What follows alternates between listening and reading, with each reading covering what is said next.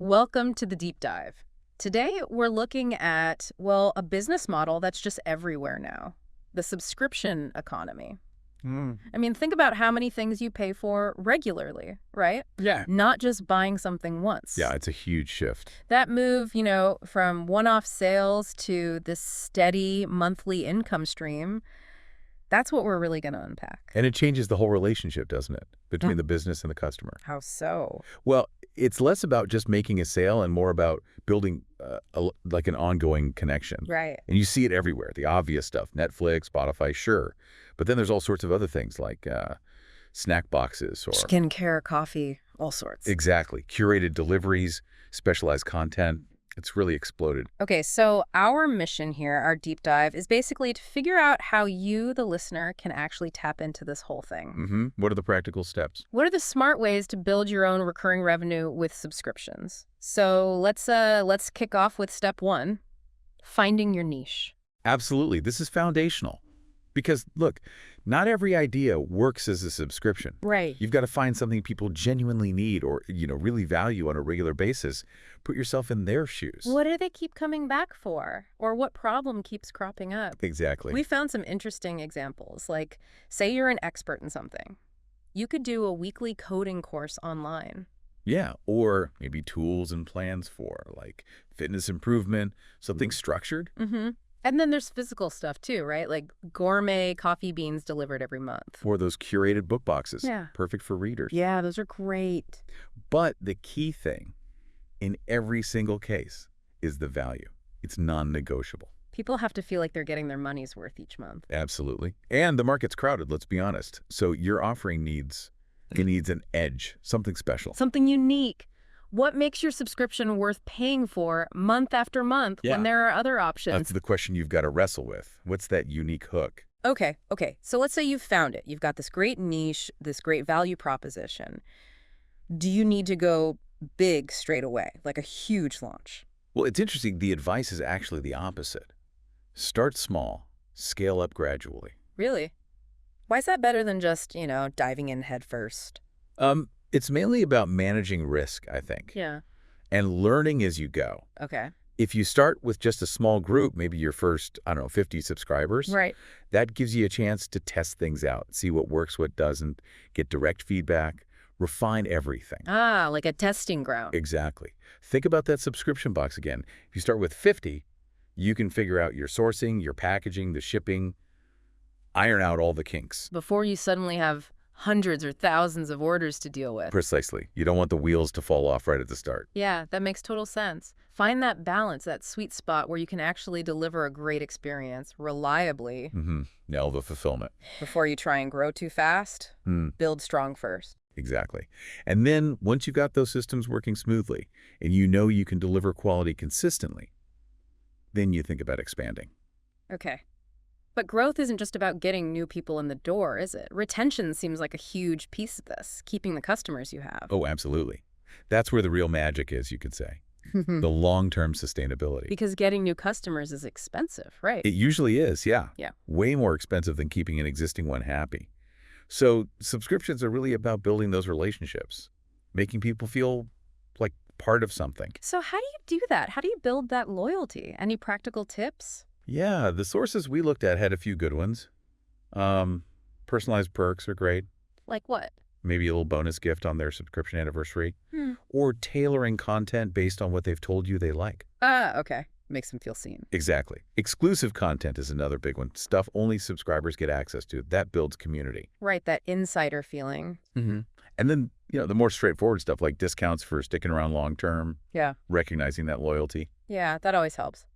Now, one thing that kind of jumped out at me was this idea about making cancellation easy. That feels weird. It does seem counterintuitive, doesn't it? Why make it easy for them to leave? Exactly. But think about the opposite. If you make it a total pain to cancel, what happens? People get really annoyed. They complain online. Right. You create bad will. Yeah. You damage your reputation. But if the process is simple, clear, respectful, Okay. you're showing you respect their choice. And weirdly enough, that builds trust. It might even make them more likely to come back later if their situation changes. Huh. Okay, I can see that. You leave the door open, basically. You leave it open on good terms. Right. So we've got the niche. We're starting small, focusing on keeping people happy. What's next for making this sustainable? Automation came up a lot. Yes.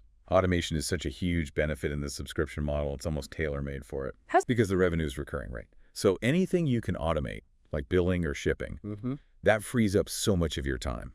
time you'd otherwise spend on like repetitive admin stuff? Exactly. Time you can then spend on, the bigger picture, strategy, improving the product, talking to customers. Okay, so what are the main things you can automate? Well, billing is the obvious one. Setting up those automatic recurring payments is key. Predictable income, no chasing invoices. Definitely. What else? If you're sending physical products, automating the shipping process is huge. Generating labels, notifying fulfillment. Streamlines everything. Totally.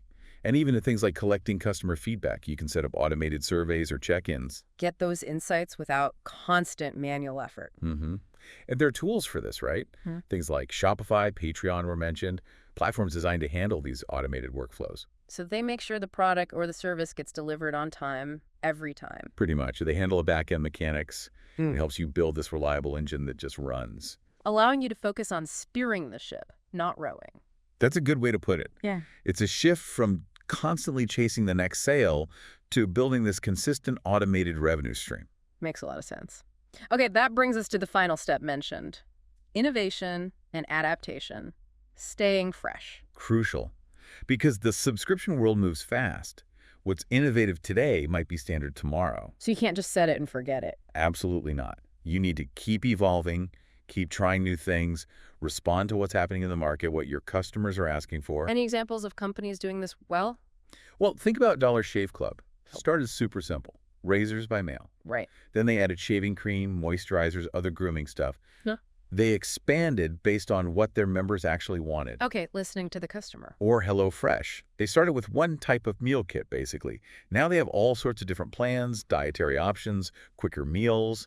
They keep tweaking and adding. Adapting to different needs. So what might that innovation look like for someone starting out? It could be lots of things. Maybe adding new subscription tiers, a basic one, a premium one. Okay. Or doing like limited edition boxes sometimes. Create some buzz, some scarcity. Oh, I like that. Partnering with influencers or other relevant businesses could be another way. Reach new audiences. Right. The main thing is just don't stand still. Keep listening. Keep watching the trends and be ready to adapt your model to keep it exciting and valuable. Got it. So, quick recap then. 5 key steps we've walked through.